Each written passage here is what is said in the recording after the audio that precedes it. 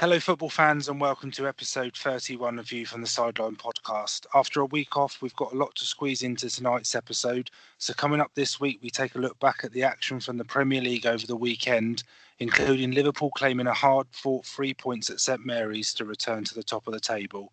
In the EFL review, wins for Norwich and Sheffield United strengthen their claim for promotion, and Luton break all sorts of records in League One. We've got another teaser from Pete, and we'll give you an update on the predictions challenge with a possible threat to Jamie's lead coming at the weekend. Our special topic this week will be us catching up on all that's been going on in the world of football over the last couple of weeks, including last night's Champions League quarter-finals and the confirmed relegation from the Premier League for Huddersfield and Fulham.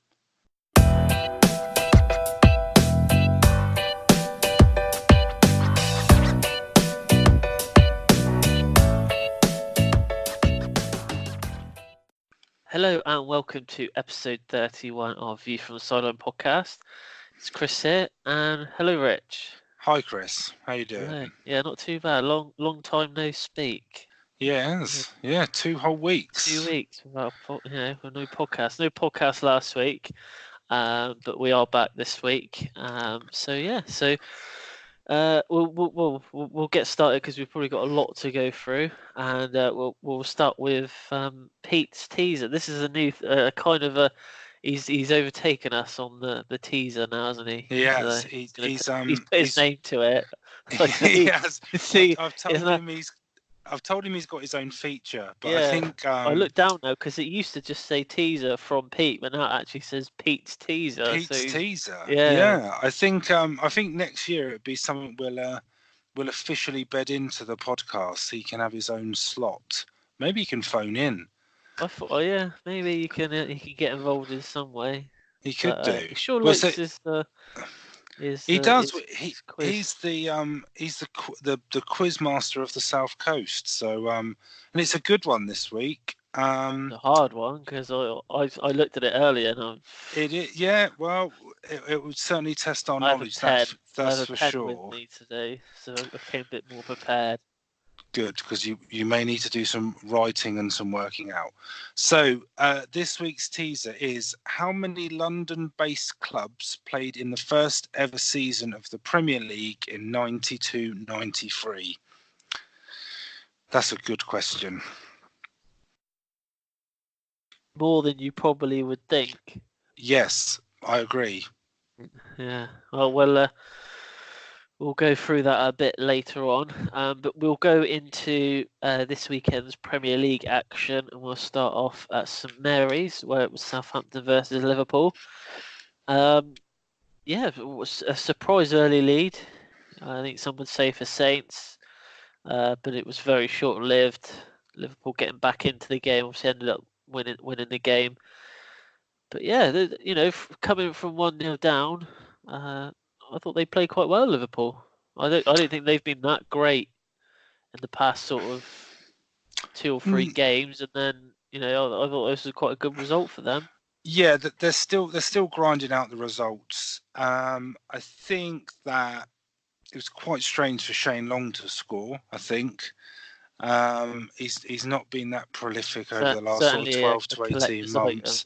Yeah, but he should have got a second, really. I think that would have made the game really interesting. We really would have seen what Liverpool were made of if they had gone 2-0 down. But it wasn't to be. I think.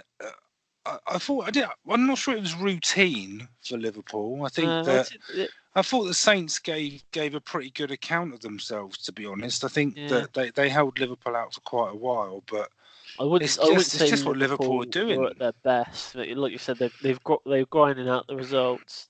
Obviously, Salah getting a goal as well, another goal. But I think that's about.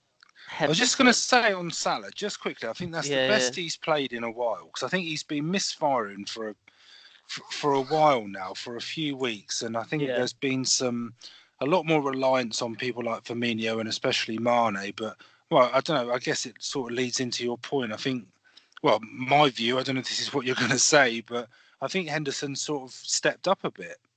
I was going to say that's exactly what I was going to say. I Yeah, read your I mind. thought, you know, Barcelona's just I've scored. Sorry to oh, interrupt you. have 1-0 they? Barca. Yeah, we'll Uh, keep you updated throughout the night. Yeah, Luis but Suarez. um, I think I've criticised Henderson in the past. Um, before about him, but I think he's playing a little bit more of a forward role. I would say in the last few games he's played, normally he's sat in the middle, making those sideward passes and passes back to the keeper. But he seems to be getting more involved in the games at the moment. Credit like you forget sometimes he's the captain of the club as well. I think sometimes people forget that he's actually the captain. Yeah, I think that in the past there's always been a certain level of criticism aimed at Henderson. I know you and I have done it in the past as well. That he always had extremely high passing stats, but there was always a question around whether the passes were actually going in Right, the sort of attacking yeah, direction that anyone can sort of pass backwards or sideways. But I think that, I mean, he hasn't been a regular in the team this year as much as he yeah, maybe has yes, been over the yeah. last couple. But I would agree with you. I think we're seeing a different side to his game, and certainly a more attacking side, which I wasn't convinced he had before. But the thing with Liverpool, I think, is that they've got more people all over the pitch that are stepping up when others aren't performing. And I think that Henderson's probably one of those that he's added that different dimension to his game. I thought his goal was brilliant. It was, yeah, Obviously, yeah. he set the move going for the second goal, for Salah's goal as well. So he was in the thick of it, and I think his goal just sort of shows his determination to. I think the box to box midfielder, you sort of Lampards and that are maybe a bit of a dying breed, but I think Henderson's probably someone that is keeping it alive slightly. Yeah. But they Okay. just keep Yeah. winning, They keep Liverpool. winning. I Yeah, think that's the main thing. So we'll move on to Bournemouth and Burnley. A really, really good win for Burnley. And I think that win will probably make sure of their safety. I don't think that I think they'll be safe now. I know mathematically they can still get sucked into it, but the way they're playing at the moment, I'd say in the last sort of 10 games, they've certainly stepped it up. I can remember sort of our second podcast. We were talking about their sort of Europa League hangover, but they've certainly forgotten all about that and have started playing some really good football, especially when they go forward. They do look a threat every time they do go forward. yeah. I mean, they're 8 points clear now. Yeah, They've won their last two, so I mean they got a decent win against. Obviously, because we didn't do a podcast last week, so we've missed a round of games. But I think the 2-0 win they got against Wolves last week was a really good result. Possibly maybe a bit of an upset. And then yeah, I mean the 3 points against Bournemouth does make them safe. I mean, well, like you say, not mathematically, but they're 8 points clear of Cardiff with 5 games to go. And strangely enough, they play each other this weekend. So I think I would feel a bit more confident if I was a Burnley fan if you come away from that match with 3 points. yeah. And then you're sort of 11 points with only 12 to play for. So not there yet, but I mean, I think Begovic was.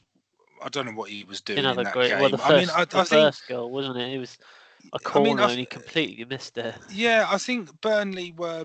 I do think Burnley deserved to win it, but I just think Bournemouth gave them a massive helping hand. I mean, the goals were pretty early in that game. The first sort of 2 or 3 goals were pretty early, if I remember rightly. Yeah, And yeah. even for the third one, I know there was a bit of a debate about whether the ball was out of play or not. I'm not convinced it was. And then the Bournemouth defence sort of just stop. Begovic spills the cross, and it's a pretty simple finish. But yeah, a good win. I don't know what's going on with Bournemouth. I think that Well, Yeah, their form's shocking. I think they've won 2 in their last 18 or something like that.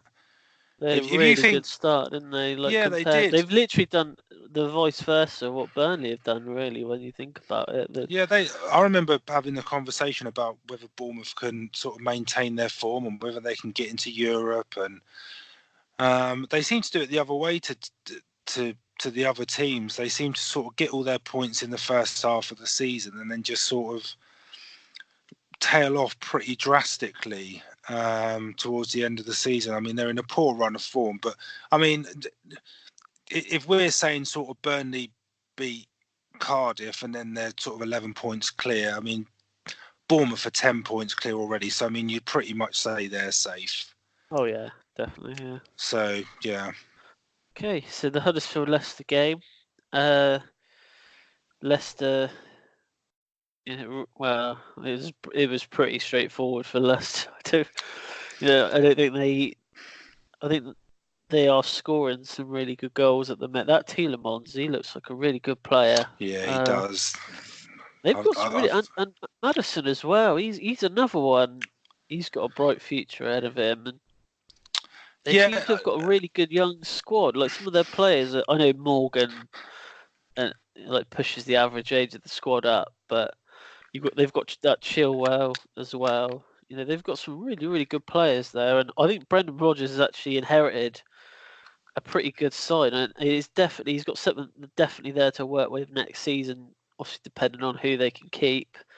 That Tielemans, he's only on loan, I believe, so I don't think they've signed him. But whether they go in for him, but I think it I just think sums that's up the key. Huddersfield this season, really. Yeah, I think it does. I think, I mean, I've said it before. I was never sort of Brendan Rodgers' greatest fan, No. but I'll hold my hands up. I think he's done a good job since he's gone into Leicester. The thing for me, as you sort of mentioned, is what they managed to do in the summer. So I mean, I've heard a few rumours this week, for example, that there's rumours of Spurs going in for Maddison if Ericsson was to go. There's a few rumours going around about Chilwell going to City because, I mean, I think from a City point of view, their left back's probably the only sort of Yeah, well, area they've in the got the in the thing is they've team. got they've got Mendy, isn't he? But he's always injured. I like Mendy, but I think there's a bit of a question mark about him defensively. But I think that it's the complete opposite with Chilwell. I think he's the one that I mean, he's an England regular now, isn't he? But Oh I yeah, think that's the thing with Leicester. The summer's going to be pretty important for them, and I I mean, Rodgers has inherited a decent squad there, and it's the same group of players that Puel had. Um, Maybe he was just a different type of manager. I mean, I don't think they were playing bad football under him. I think it was just they I mean, they won games that you'd probably expect them not to win, and they were losing games you'd expect them to win. So, but I mean, Rodgers kind of had a free run to the end of the season, didn't he? Really, because they weren't going to go down and they weren't going to sort of challenge the sort of top six. But 4 wins on the spin now for them, and they are in seventh. Admittedly, 14 points behind United in sixth, but they're doing good. They're doing good. I think they'll certainly be challenging for sort of seventh, eighth place next season pretty comfortably, I think. oh yeah, definitely. Like you mentioned there, I think it's going to be key that they keep Madison. I think he. The thing is for him, will he look at someone like Jamie Vardy and think "Well, he missed out? He had a chance to move to a bigger club, didn't take it, and now it's kind of his Yeah, chance is maybe, gone." But maybe. I mean, I've got obviously, no. Madison has got age on his side where he's still very young. He's a young He player, and he's got he has, but with the greatest of respect to Leicester, and I like Leicester as a club. I like watching them play. I think they play good football. If a top four side came calling for you, I think your head's going to turn without a doubt. yeah. I don't care how old you are. I mean, I don't know. But I'd be pretty comfortable saying that I expect Vardy regrets not going to Arsenal when he had the Oh yeah, opportunity, and I think definitely. that time's passed now. I don't think he's going to get a move like that He again. won't. He won't. No, I don't think he will. But and at the same time, Leicester, if Leicester were to sell Maddison to a top 4, top 6 side, they would make a decent profit He from it. makes some So very good money. yeah, He only absolutely. signed So this season, didn't he? So yeah, so yeah. we'll see. We'll see what happens to him Okay. in the summer. Newcastle versus Crystal Palace. I don't really, to be honest with you, I've seen the game. There wasn't really too much apart from Milivojevic scoring another penalty. What is it about him? What is it about Crystal Palace and penalties? I mean, Most penalties this season in the Premier League, isn't it? From well, what I can see. crikey, I mean, I don't know any other player, maybe Letitia back in the day, that's ever scored 10 penalties in a season. It's just ridiculous. I mean, I know I did read that on the sort of darker side of football that Zaha was getting a bit of abuse from some fans. I'm not sure whether it was after the incident or like on social media afterwards. He was getting some sort of pretty heavy stuff about diving and things like that. And I don't think it was a dive at all, really. Oh no, I mean, I thought it was a penalty. do you not think that I go back to like sort of, I don't know how long, maybe 10 years ago when Andy Johnson was at Crystal Palace, and there was always talk about how Palace used to get all these penalties and Andy Johnson was a diver and this, that and the other. And it's almost as if it's stuck, like the mud stuck with Palace. Yeah. And I don't know if it's Zaha in particular, because he's so tricky, because he's so quick. Yeah, I think Any sort of touch on him, he's not always going to go down. But I think if you're running at the pace he runs at, they just get penalty after penalty after penalty. I think in the past he has dived once, and that's the problem. I think as soon as you do it once, I think you're kind of branded. You get branded. So if a decision goes against the team you're playing, the fans are always going to say, "Oh, we dived." Well, it happened with Ashley Young for a while, didn't it? And I always remember it happened with Bale as well when he was at Spurs. And I think it happens to Ronaldo sort of every week. But I mean, he must be their top scorer. He must be their top scorer on penalties. He is. Yeah, he is. I don't know. It's just when I saw that Palace had gone 1-0 up, I thought, Zaha's probably got it. Maybe Batshuayi, Benteke. Yeah, it was a penalty. Of course it was. I tried to spell his name, but I can't even actually tell you what I've even written. I wonder if you can probably get odds on him scoring a penalty in a match. Well, if you've probably done pretty short, to be honest. Every game this season, you probably made a bit of money. He must be their top scorer. Oh yeah. And it fascinates me how someone. I mean, if you're a penalty taker, it's like the whole fantasy football thing, isn't it? You always stick the people that take the penalties in your fantasy football team. But I wonder if he's got a clause in his contract, like if he scores like 10 goals in a season, he gets like $500,000 or something. He's probably. And I mean, he has missed one, hasn't he? So yeah, he did miss. Yeah. Anyway, he's got 11 goals this season, 10 of which are penalties. See, he's capable of scoring other goals then, other than penalties. Just one. So, just a bit of context. The next highest scorer is Zaha on 8, and then you've got Townsend and Jeffrey Schlupp on 4. It's mental, isn't it? Crazy. Anyway, so he's got more than the third and the fourth put together. To be honest with you, I think this is serious. I'm just going to check this before I commit to it. Oh. If you took Zaha, maybe Schlupp and Townsend out, he's got more than the rest combined. Yeah, 10 across the other players. He's got more than the rest of the team combined. More penalties than the rest of the team have scored normal goals. My God! They're just relying on penalties. I tell you what. I'm going to say it now.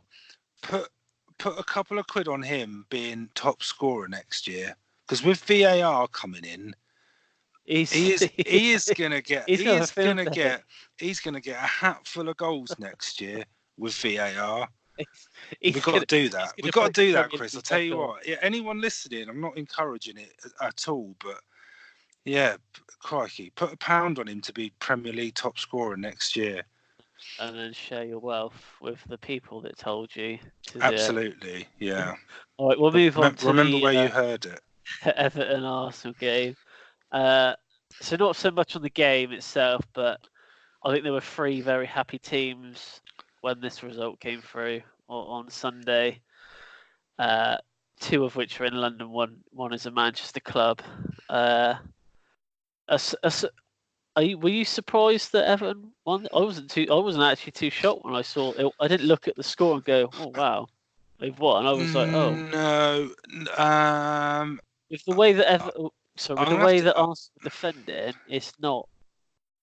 No, You it's know, not. I'm going to have to eat a bit of humble pie because Everton have really turned it around recently, and I know considering the Chelsea only a couple of weeks ago as well. Yeah, I've been quite critical of them in the past, and I think 1-0 sort of flattered Arsenal a little bit, to be honest. But fair play to Everton; it was a good win. They're making the Champions League spots a bit interesting because they're beating all the teams. Yeah, they are, but Arsenal are atrocious away from home. So I saw this earlier, actually. That mixed in with sort of Everton playing a lot better than they have been for the majority of the season.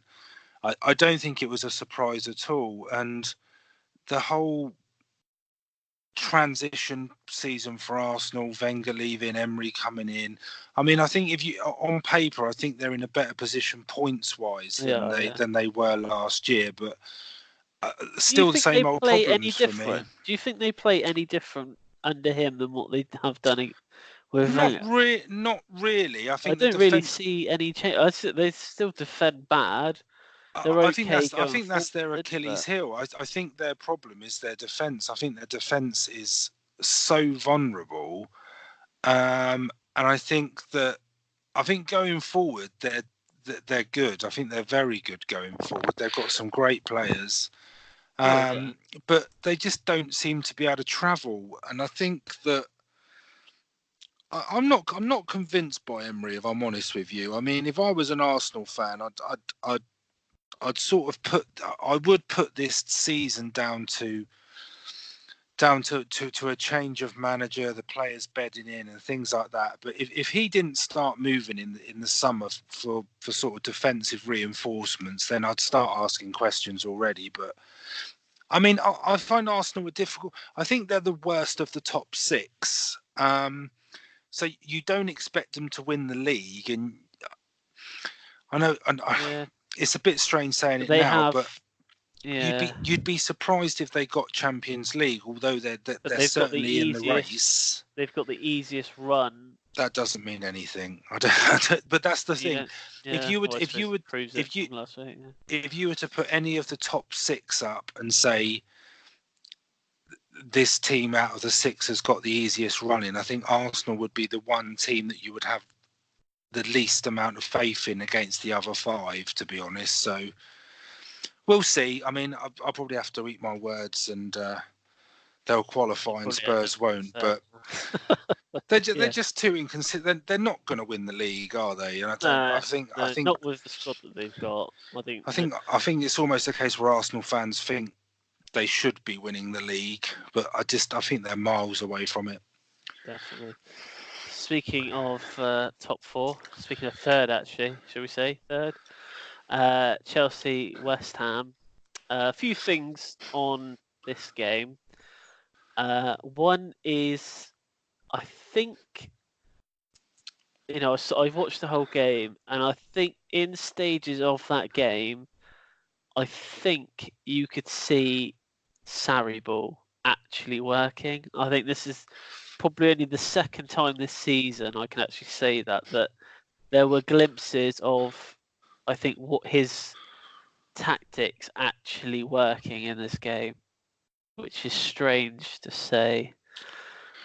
I think I'm just going to try and work that out, Chris. So if we think Chelsea have played 33 times this season, and in your opinion, this is the second time I think his tactics have worked. That it's worked. I mean, he's a keeper. I will be honest with you. This season, for 70% of this season, we have been poor, and that's probably likely. But we are still third. which I find hard to believe. I look back on some of the results we've had, like losing to Bournemouth 4-0, Man City, conceding 6 against them. Losing to Everton the other week, losing to Wolves, but we're still there. I just hard to believe. And but, I think about Tottenham, and I think about Man United. Man United, they went 9-10 games unbeaten. From the start of January. It's just so there's strange one that we're still there. I agree with you, but I think that's the case for a lot of the teams. Take Liverpool and Man City out of the equation. I think the way you've just described Chelsea, you can absolutely describe Spurs and Man United the same way. I think the difference probably is that Chelsea are a bit, well, and especially Chelsea and United are a bit more used to success than Spurs are. But Spurs have dropped points against Wolves. They've dropped points against Burnley. They've dropped points against teams that you wouldn't expect them to. Wolves have beaten United as well, and United have dropped points against teams that you'd expect them to win. But they're all there or thereabouts. So I think it's been a very similar season for all of them, and I'd probably even throw Arsenal in there as well. All the big teams have beaten each other at some point this season, but take Liverpool and City out, the other 4 have all dropped points as well. I can't see him staying, to be honest. I can't see Hazard staying either. I can't see him staying. His first goal was unbelievable on Monday. Well, yeah, I think the best thing about that is it's stuck a little bit more on his price tag aspect. But I can't see him staying, to be honest, and I can't see Sarri staying either.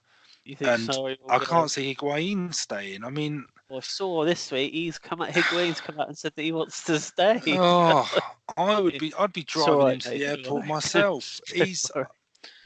I stand by what I said. You've bought a name there. He's not done anything for Chelsea. The amount of money he's getting paid. He could be in the list of strikers that we've bought for the name. Torres, Shevchenko, Crespo slightly. Yeah. We need strength up front. Higuain's not strong enough. We need Diego Costa, Drogba, a player like that. It's a huge summer for Chelsea. It's a huge summer. If obviously we ain't going to be buying anyone. Let's just say that. Well, but that's it. Whatever happens with the transfer ban, I'm convinced Hazard's going to go. He will only let one of them go.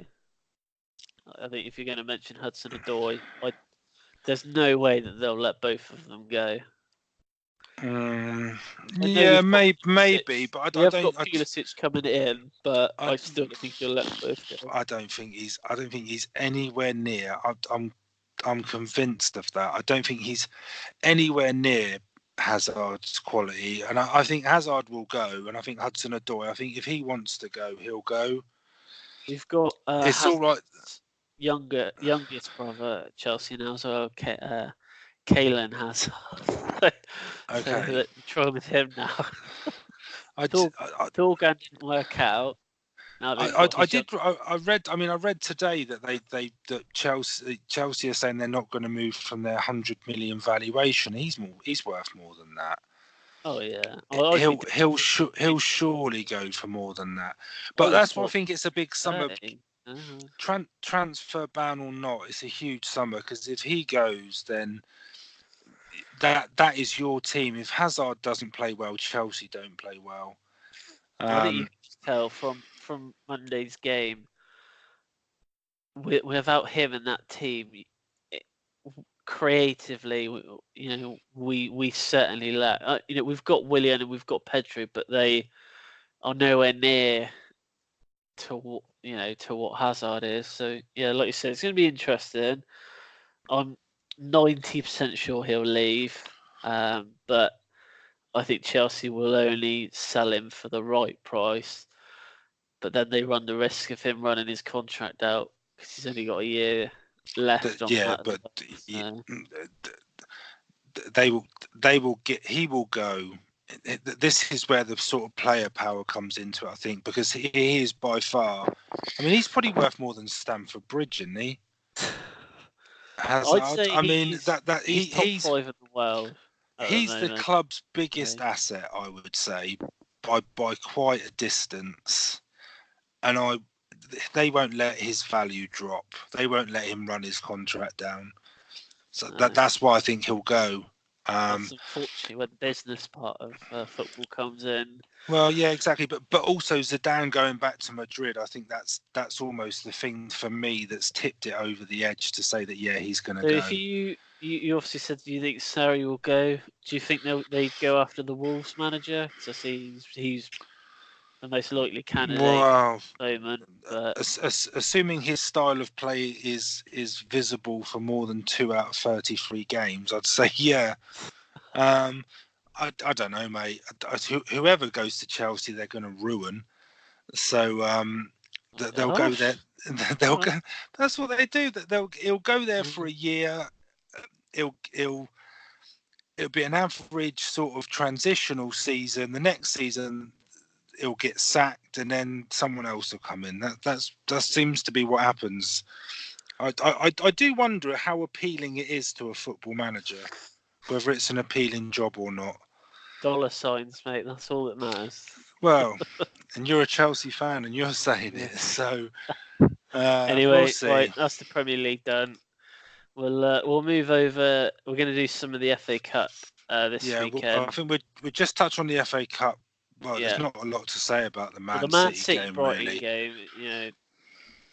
They went 1-0 after 4 minutes. I don't really know what else you expect. I think that was the worst thing to happen. So I was talking to someone at work yesterday. I was talking to someone who was there, who went to both semi-finals, and I think they said the attendance difference between the Saturday and the Sunday was 10,000. So apparently there was block upon block of empty seats for the City Brighton. I think when Man City they scored so early, they just played. It ruined the game. It absolutely ruined the game. They almost shut up shop. Realistically, Brighton were going to struggle to get back into it. I think Brighton had one decent chance, and that was about it. I think towards the end they put some pressure on, but they needed to. Losing an early goal to City is the worst thing you can do. City still. I think it was game over from there, really. Kind of in the quadruple. Champions League's gone. Well, yeah. They ain't going to win the Champions League. Anyway, the Watford Wolves game, I think. Yes, what a game! We always knew that this would. Yeah, so this was the tie out of the two that I think most neutrals would have been eager to see out of the two ties, and it certainly delivered, didn't it? Like I know what Wolves a game! took an early lead, but I found myself like at 2-1, almost, wanting Watford to go on and win the game. I don't know. It was like a power over me. It was such a good game. It was such a good game. Deulofeu, he completely changed that game himself. That first goal he scored, that was worthy of winning the final. That just chip just over the keeper.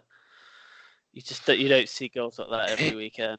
He's a quality player. I don't think people sort of realise how good he actually is. But yeah, I thought. Juventus have just scored. Juventus won just before half time. Yeah, taking the lead against Ajax. I thought it was a great game. I thought even before it, there's two teams. They're so evenly matched, and it could have gone either way. I think when Wolves went 2-0 up, you saw how they. Win, I don't know. I just find that a bit. If you're a Wolves fan, you've got to be absolutely gutted. Oh yeah. But fair play to Watford, and then when it went to extra time, I mean, Wolves had taken off their front two. I think was it both of their front two they'd taken off. Yeah. Jimenez came off. And I kind of think from the manager's point of view, I think that's what most managers would do. You'd sort of you try and sort of kill the game off, make yourself as tight as possible. But it kind of backfired. But it backfired through probably one of those sort of freak turnarounds, if you like. But it will. I think Watford will give City a decent game in the final. I I'd don't like think to it'll see be a Watford dull win out. I think a final. lot of people would like to see Watford go on and win it now. Yeah, But I would. I think from a footballing perspective, you probably may have rather seen Wolves against City because Wolves do play really good football. But yeah, but what an Watford certainly atmosphere! deserve What a it. Yeah. game! What an outcome! I think if you were to Um, show if you were trying to explain the FA Cup to someone and the passion behind, because a lot that's what a it's lot of all people about. say that there's no love for the FA Cup, but you show two teams that are out of the top six, they're seventh and eighth in the league, put them together in an FA Cup semi-final for a chance to Yeah, play in a final and to go into Europe. yeah. That's what it I, should be about. Yeah, I completely agree with you. And to be honest with you, I think you can tell City want to win it. I know, I don't think the top teams care so much in the earlier rounds. I think when they get to a position where there's a chance they could win it, then they start to get a bit Yeah. interested. I mean, let's be honest, City's sort of second team's always probably going to be too much for Brighton, but I would absolutely say that there's going to be two teams in that final. Both teams are desperate to win it Yeah. for different reasons, but Yeah. yeah, it should be So a good one. that's going to be the final. I see the final is going to be. Is it a 5:30 kickoff? Yeah, I think I it think was this is. last year though. I So think. late. It's late, isn't it? I Yeah, suppose it it's to is get late. more people to Well, it's watch it. TV. Obviously, It's people working on Saturdays, yeah, aren't they? yeah, Cool. All right. Well, that was the obviously 2 games for FA Cup. We're going to go into the EFL leagues now, and Rich with the Championship. yeah. So there's been a lot of action in the Championship since we last did an episode of the podcast. So obviously there is games going on at the moment, but Norwich are 5 points clear, and Leeds are in second place. Norwich do have a game in hand. I think the game in hand is tonight, but they're actually They're losing 1-0, yeah. At Yeah, home as well. It's already. yeah, which is a bit of a surprise. But before tonight, so that was Norwich's fifth win in a row. They beat QPR 4-0 on Saturday, but it's not going their way tonight. Leeds did move up into second. They beat Preston 2-0 last night. Preston were down to 10 men, and then Leeds took advantage and got the 3 points. But they did fall to a surprise 1-0 defeat away at Birmingham at the weekend. Birmingham, who are playing Sheffield United tonight, that's currently 1-1 at the moment. And Sheffield United are in third. They won 1-0 away at Preston at the weekend. But like I say, playing Birmingham tonight. If they win that, they can go back up into second. From the top three, it really does look like it's going to be two from that top three that are going to go up through the automatic promotion places. There's a 7-point gap down to West Brom in fourth. They didn't help their cause, losing 3-2 away at fellow playoff hopefuls Bristol City last night, who moved up to fifth. Villa make up the playoff places in sixth. They beat Sheffield Wednesday 3-1 away at the weekend, which was a great result. They can go back up into fifth tonight if they win at Rotherham, but they're 1-0 down and down to 10 men. So looks like Villa are going to stay in sixth unless there's a huge turnaround in that game. At the bottom, it looks like a matter of time before relegation is confirmed for Ipswich. They're 13 points from safety with only 6 games remaining, although they did get a 2-1 win away at Bolton at the weekend, but it looks like it's a little too late. Bolton, they're also struggling. They're 8 points from safety. They've only taken 3 points from their last 5 games, and losing to Ipswich clearly didn't help. So those two do look in real trouble. The final relegation place could be any team from a possible 6, really. There's only 5 points separating Rotherham. All of the teams, so from 17th to 22nd at the moment, are picking points up as well. Yeah, well, especially so Rotherham are in the final relegation place, but obviously they're winning tonight. They've Birmingham pushed Millwall down. Yeah, and Birmingham dropped down, obviously, but they got a 9-point deduction for financial irregularities or something like that. So that put them in the sort of a bit of danger at the bottom. So still a lot to play for at the bottom of the Championship. The top 2 or 3 is probably more set than the relegation places are. In League One, Luton remain top, and they've now stretched their unbeaten run to a record 28 games, Chris. Apparently, it's in the 100-odd years history of the league, no team's ever done that. Obviously, amazing, Arsenal did, but I think it's in the lower leagues. No team's ever done that before. So they're now 7 points clear at the top, despite 2 draws in their last 5 games, which I guess that's seen as a bit of a wobble when you've gone 28 unbeaten. Yeah. Sunderland are in second. They're 1 point above Barnsley, but they did miss the chance to stretch that lead. They drew 1-1 with Burton last night. Barnsley, who are in third, they lost 3-1 against Burton at the weekend, which allowed Portsmouth in fourth to make ground. They won 3-2 away at Wickham.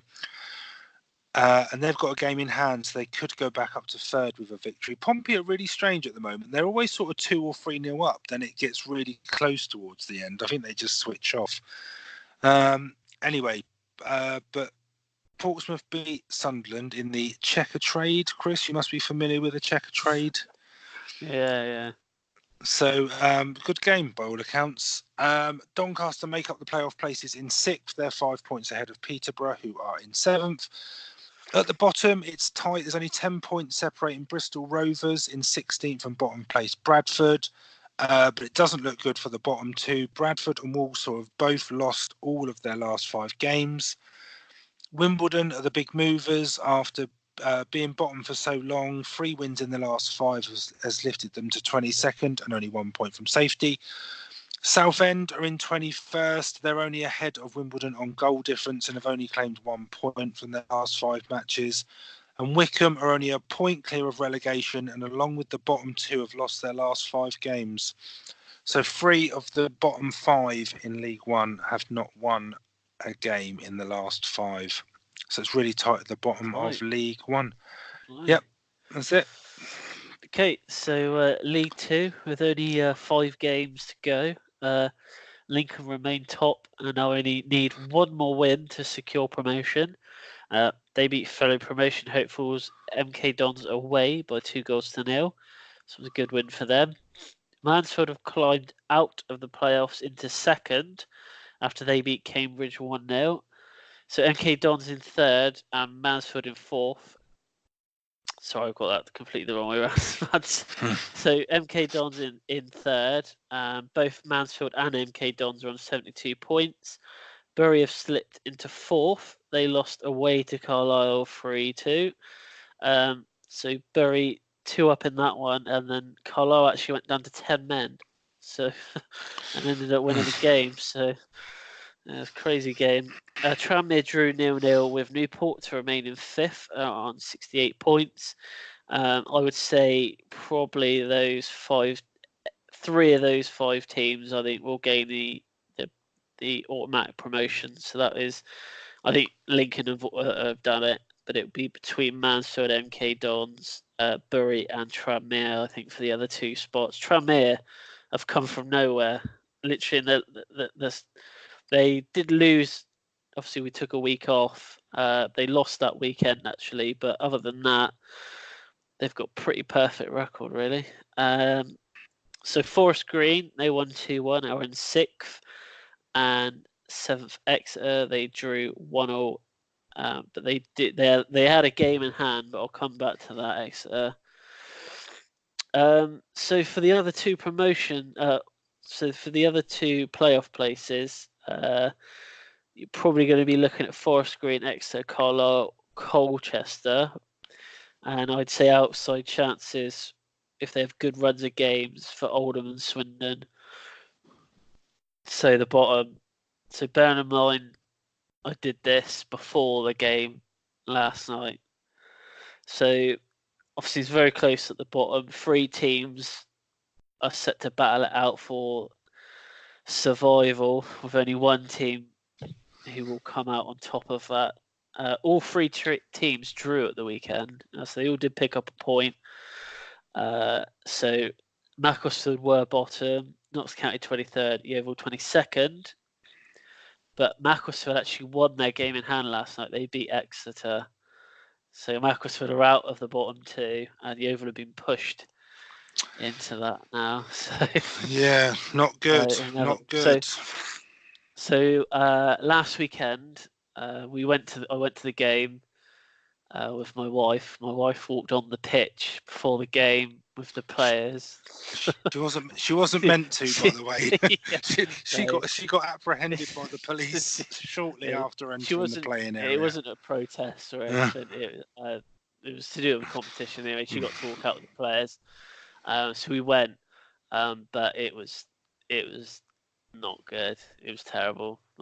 You could just tell that the morale has just been completely sucked from that team. Like first half, they were actually not too bad, but there was no attempt to move the ball forward and try and get a goal. It was all around the middle, the odd cross here and there, but no one, I wouldn't say, could say that they actually gave over about 70% in that game. So I hate to say it, but from what I saw that game, I think they're down, and they'll probably end up bottom as well. But then they get a last minute winner against sort of promotion chasing. Who did they play at the weekend? Swindon. Sorry, yeah, but they're up there, aren't they, Swindon? I was thinking the MTK Dons game, but I mean, it's all good them getting a point, but the other two. Well, teams points better than none, especially when you're losing that late on. I'm just trying to put a positive spin on it for you, Chris. I don't think there's any positive. I was there at the ground, so it was a fan appreciation day, but I don't think the fans would have come away very appreciated from what I saw. But fair play to the people that I go probably 3 or 4 times a season. If I had to sit through that all season, I think I'd be pretty sick and tired of it by now, to be honest with you. But I was going to say we'll see. New owners, new manager. Hopefully, still in the football league.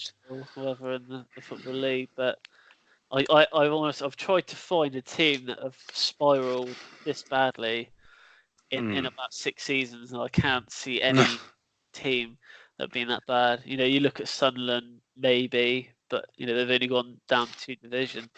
Yeah, verge of going out of the football league for the first time since 2002. So.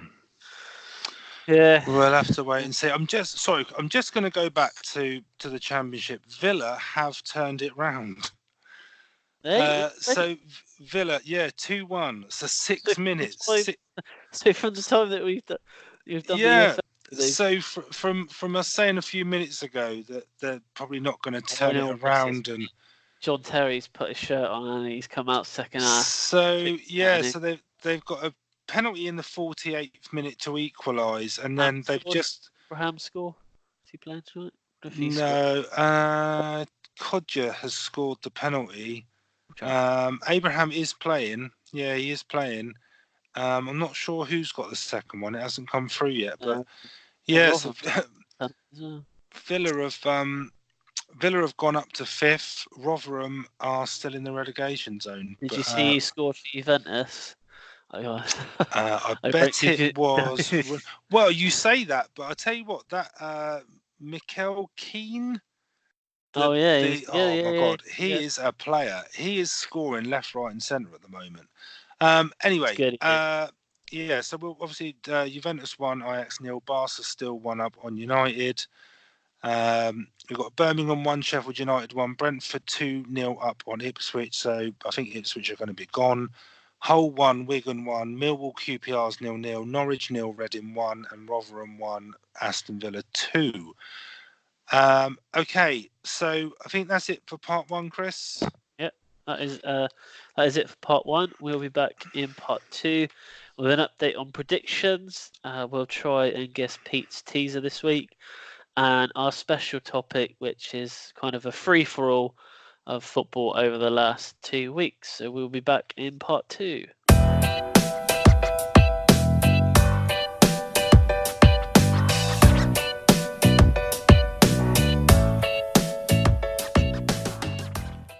Hello and welcome back to part 2 of View from the Sideline podcast. We're going to start part 2 with just a very quick update on predictions.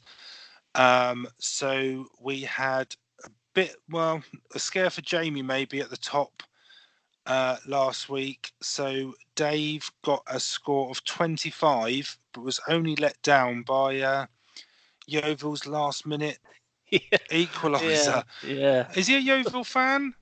Dave, no, No, well, he's he a won't be Liverpool that. fan, Oh, unfortunately. he won't be that worried then.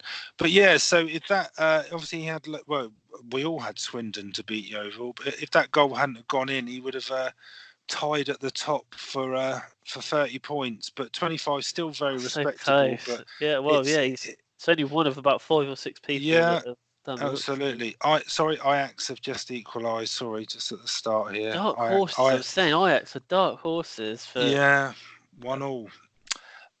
So sorry, on predictions. So we've got Mark taking part this week. The predictions are on social media, so you can go on and have a look at those. So we see how Mark gets on. We're getting into the realms of introducing our two lucky, well, having another go. Yeah, re-entries. That's the word I was looking for. Yeah. The trophy is on the way. It's all done. How exciting! On the way. So that should be It's... I think start of next week. So hopefully I'll be seeing you next week. So you can get your hands on it. Until then, it will be on my mantelpiece. Yeah. You're not winning. So our scores are still very close, aren't they, on predictions? Yeah, I think the last week sort of moved us because we were dead on before that, but I think there's a 10-point difference now. So yeah, that's predictions. Only a couple more weeks to go, and then will be revealed. We'll have a winner. 5 weeks, maybe 5. Yeah, can't be many. Yeah, can't be many. Okay, so we're just gonna have a quick catch up on some of the, I guess the big stories that have been around that have happened over the last couple of weeks. I think we've picked a few things each. I think.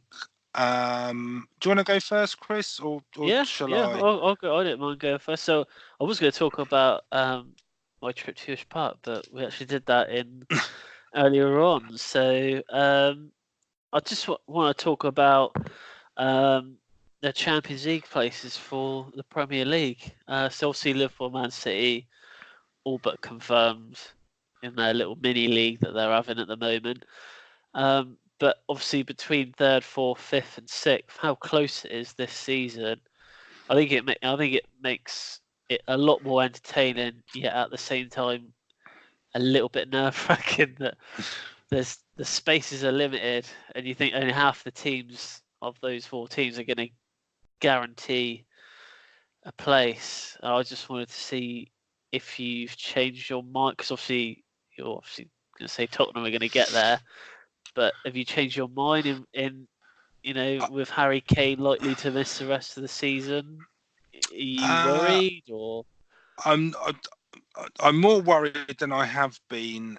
I'd probably say over the last couple of months, but weirdly not because Harry Kane's injured. I honestly think that I don't think that's as big a blow as it could possibly be for other teams losing your sort of main player. I do feel that Spurs play differently when Harry Kane's not playing. I think that showed last night, to be honest with you. Yeah, absolutely. And I think that we play a lot sort of narrower. We play a different type of football because we have to. We almost become more solid and a tighter unit. And then play on the break with sort of Lucas and Son with their pace Son up front. Gets more freedom when Harry Kane's not playing, so he gets to roam more in the position of central striker rather than being stuck out wide. Yeah. I think he's more effective in the middle.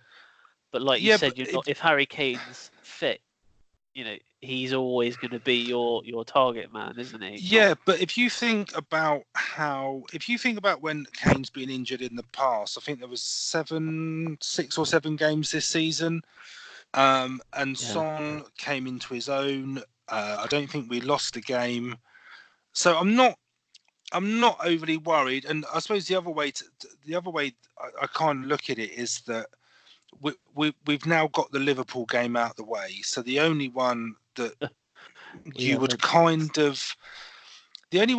possibly kind of think that is going to cause Spurs trouble, and this is no disrespect to the other teams at all, would be the City away. So, and I think the outcome of the Champions League will have a big bearing on that. So, to be honest, I think we play them 3 times in the space of a couple of weeks. So, I'm more nervous because Spurs had a big gap of 10 or so points in the top 4, and that gap has sort of now disintegrated. But I'm more worried about that than I am about the fact that Harry Kane may be out for the rest of the season. Chelsea are playing Liverpool on Sunday. I was hoping Porto were going to get something out of the game last night, because then it might have encouraged Liverpool to rest a few players, but I can't see that happening now. But Chelsea have still got to play Liverpool and Manchester United away, plus we've got to play Leicester and Watford as well. Yeah, so well, I mean, this weekend's big, and again, I know Huddersfield are relegated, and you can take that as you want. It may mean they play with a bit more freedom, but Spurs are at home to Huddersfield on Saturday, early kickoff, and I guess you're the late kickoff Sunday. Yeah, 4, I mean that this weekend could be a big swing. If Spurs take 3 points and you fail to take anything against Liverpool, then it's a 5-point gap again. A bit harsh this, right? We played Monday night because we've got Europa League. I think we've got a game in hand on you. Yeah, all 3 of you do. Yeah, we play a game for all 3 of you. Sorry, Chris, don't bring the Europa League into it. You have not played any team that's above semi-professional level in that tournament. How many teams do you know have played on a Monday night and then had to travel? It's a training game. I don't buy that. It's only in Prague. Anyway, who do you think is going to get the 2 spots? I think Spurs, and I'm hoping that's more with my head than with my heart, and United. Yeah, I'm going to say. And I went with those 2. That was my top 4 at the beginning of the season with our predictions. That was my top 4. I'm going to stick with the 2 teams I said, 3rd and 4th. That was Chelsea and Man United. So we're basically, the difference is basically the teams we support. That's strange. So that was predictable. That's so strange. But I've just while we're talking about Chelsea, and then we'll move on. You dodged a bullet with us not doing a podcast last week with the farce that was Cardiff v Chelsea. Absolute farce. That's probably why you'll get top 4. You'll probably get something out of the Liverpool game, because the refs and the linesmen will just be ridiculously bad. So put your hand on your heart and say that they were the correct decisions. You should have had a man sent off. Cardiff should have had a second penalty. Offside. Yeah, I'm not doubting it was offside. But when they redid this using virtual reality on Monday night, here we go. Did you see it? Did you see it? No, I didn't see it. You have to watch the video. So they've somehow programmed what happened into this virtual reality thing. Jamie Carragher's got his goggles on, and the position where the linesman is in, he can't see Azpilicueta. So when it's flicked on, and he then sees him, but to him, he looks like he's been in an onside position. So, I don't buy it. And to be honest with you, I don't think Rudiger would have got sent off. The keeper would have got it. I don't think it was a red card. I don't think he would. I don't think he would have got it. And they should. Cardiff should have had another penalty. How on earth that was not a penalty? I don't understand. Saying this, You dodged the bullet. They should have switched off right at the end and conceded that goal. That's not down to anyone but themselves conceding. No, but they should have been 2-0 up against 10 men at that point, so that it would have been irrelevant. I think. Anyway, we move on. So my first thing to mention, I think I was going to talk about Harry Kane, but I think we've sort of covered that. But I'll combine two of mine. Chris, honest opinion on Spurs' new stadium. I know we've covered it in the past. We've been a little bit critical. I've not been there yet. I didn't plan on going. It looks all right, doesn't it? Looks all right. Maybe step the security up a little bit. Stop. Oh yeah, what an idiot! What an absolute idiot! How do we get on the pitch? Oh, I don't know. Surely your security is good enough. It being a new stadium. But yeah, it is so impressive. So I was. Gary Lineker tweeted, so it's the best stadium he's ever been to. Oh, you have to it's just nowhere near as good as the new camp. I'm not having that. No, it might be state of the art, but it's not better than the completely different. Completely different, Chris. If you go to the new camp, it is I'm not going to disrespect it because it's a fantastic stadium. It's not. I don't think it's what you think it is. Obviously, the atmosphere, the attendance, the fact that Barcelona play there, all of that, the history makes it an unbelievable football stadium. But Spurs' new stadium just looks unreal. So I was gutted that it wasn't on telly last week when I was away. It was strange. I thought they would have. Yeah, I mean the opening. I think the opening ceremony was, but I think because of the other games that were on, it was just, I guess, and the way the TV schedule's done, no one knew when it was going to be ready anyway. So, but it looks absolutely phenomenal. The atmosphere is amazing. Wembley is forgotten. I've got my special edition program on order, so I have ordered the program for the match, and I got an email from Spurs today, and it is in stock, and it is winging its way to myself very shortly. They even ran out of stock. 120 pages of pure joy in A4 size as well. I won't tell you how much it cost, but it's amazing. I've seen how much it costs. You messaged so me. I cannot wait to get that. Which then leads me on to last night's game. They probably made it all back, all the stadium money back for just selling those. Chris, if I can sit there and say that I've contributed X amount of money towards that stadium, then I'm happy. You've earned your seat, mate. You've earned your seat. 2 games, 2 wins, no goals conceded. We're on fire. This stadium is going to give us the lift that we need. So I'm just going to very quickly touch on last night's game. Spurs deserve to win that. I know you said, Chris. It was a poor game. It wasn't great. I don't think it was a poor game. It's a Champions League quarter-final. I'd say that was probably one of the worst quarter-finals of the Champions League I've seen for a while. I didn't think it was. There didn't seem to be a lot of passion to win the game. It was two teams that were very nervous for most of the game, and I enjoyed it. I thought it was. You probably deserved just to win it. I think Spurs created the better chances. City had most of the play. It was very strange that he didn't bring Sané and De Bruyne on earlier. I really didn't understand why they didn't come on just after you scored. Well, there's two ways to look at it. So I think from a City point of view, going back to the Etihad, a 1-0 defeat, and keep it, because he went there not to lose. Basically, I think they would have been more than happy with a draw the way they set up. But going away 1-0, losing 1-0 is obviously better than losing 2-0. So maybe he didn't want to open them up too much just after Spurs had scored.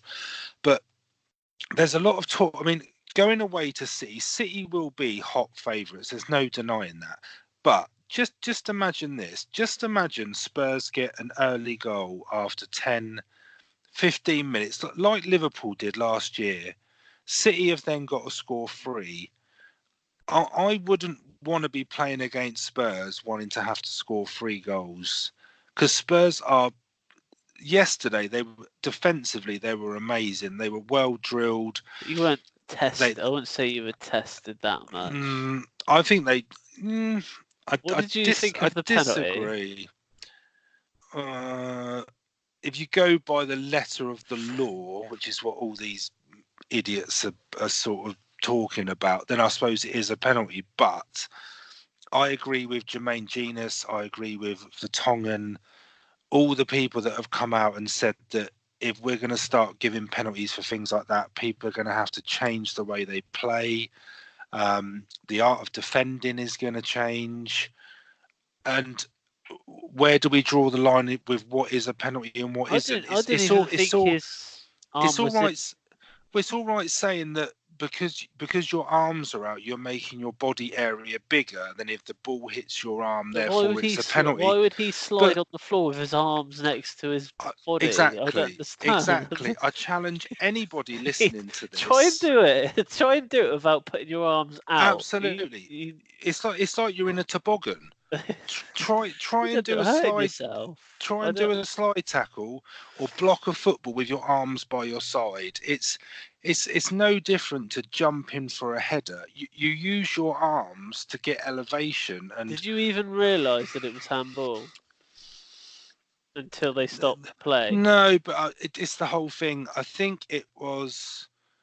I think Jan Vertonghen actually said that when you watch a replay 20 or 30 or 40 times, the more you watch it, the more you making your mind just. The more you believe it was, the more you believe it's a penalty. I still think there's a lot of work to be done on VAR because there's a lot of interpretation and things like that. But I don't know. If the United one against PSG was a penalty, then yeah, it was a penalty. But I don't think either were.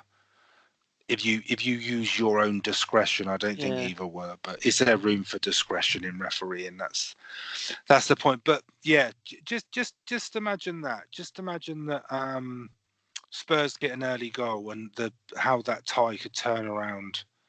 It's so evenly balanced, but. See, they've given Suarez's goal as an own goal now. Oh, have they? Luke Shaw, own goal, yeah. Well, get his goal bonus. Man United have not had a shot on target yet, according to that. No. So yeah, that was my bit. The only other thing I guess was obviously it's been on the cards for a long time, but Fulham and Huddersfield officially being relegated. We wave goodbye. Yes. We, on a very selfish note, we had them both in our predictions to go down. So that's good. Look, see this podcast.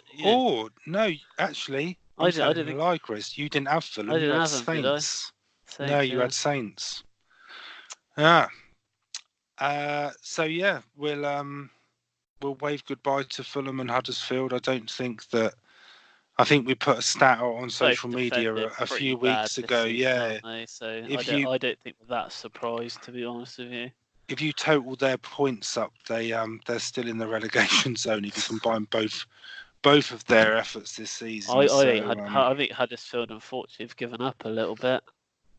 I think I've been a bit generous on this week's predictions as well, because I've only put 3-0 down. Well, yeah, I think the advantage that Mark's got is that he did his score after Kane was injured, so I think he may have gone a bit conservative. Anyway, I think that wraps it up for this week, Chris. Unless you've got anything else. Not for that, but the teaser. The teaser. Right, yes. Let's get my pen. So England. So London-based teams at the start of the Premier League 92-93 season. So we got Arsenal and we've got Chelsea. Right, we've got two teams there. And we got Spurs. Spurs is our third team. Yeah. I'm pretty sure Palace were there. Okay, let's throw them in. The one I'm thinking of is Wimbledon. Wimbledon, yeah, 5. Charlton.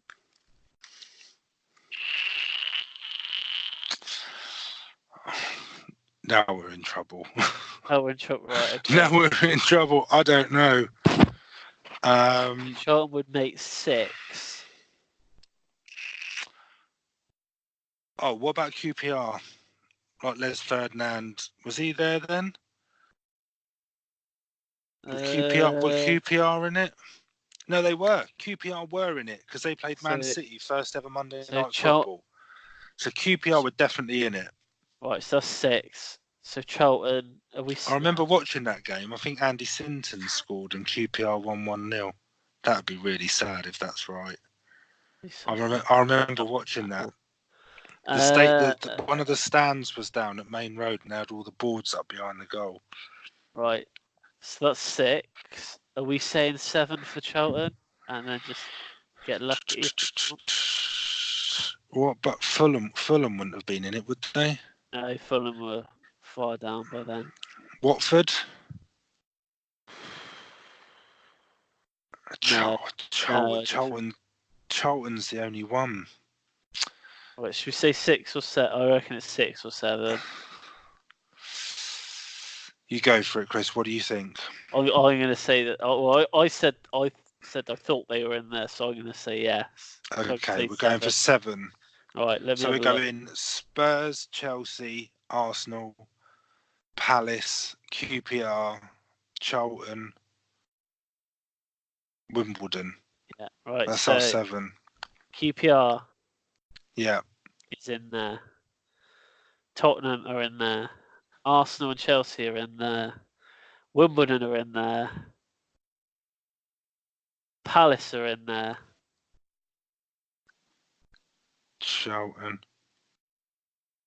Charlton are not. Oh, Chris. Hang on, let me just. Bugger. I thought there was 22 teams in there as well. No, Charlton are not in there. So I failed. I failed miserably. Oh, we were pretty close though.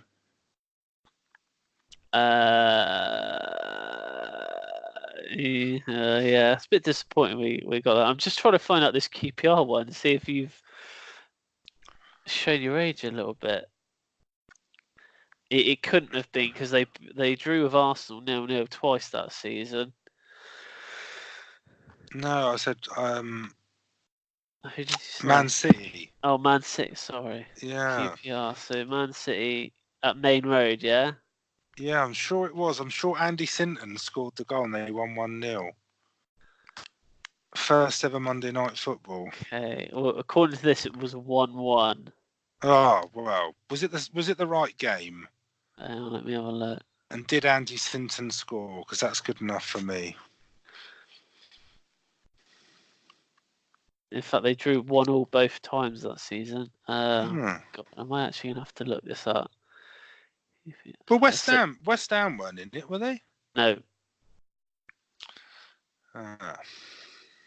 So who was this guy? Andy Sinton. Sinton. Oh, here we go. I've got the fixtures. Oh, this is sad, isn't it? Yeah, Man City was 1-1. It was. White scored, not me. And Sinton scored, yeah. Yeah, and QPR played in their red and black kit. Red and black hoops, was it? Someone go back and have a look. I'll tell you what, Chris. Go back and have a look at that kit. I'll tell you what. I think I could even tell you what their sponsor was. Was it Compaq? Compaq, yeah, that's it, yeah. Looks like it. I can't see it from there. I vividly remember watching that game. So you were right. Strange. It was the first game ever Monday night football. So the Sky Sports hired cheerleaders. They had cheerleaders before the game. And it was Forest Liverpool Forest Liverpool was the first televised game. Teddy Sheringham scored against David James. Anyway, that's all our teaser's gone for the rest of the year now. Okay, we'll wrap it up there. Holloway was playing for QPR as well. Was Right. he? Yeah. Yeah, we'll wrap it up there then, Chris, it. before we 2 weeks of recreate the whole of the first season of the Premier League. Okay, so that's it for this week. Yep. So we will be back next week with episode 32. So we will see you then. Yep. See you later.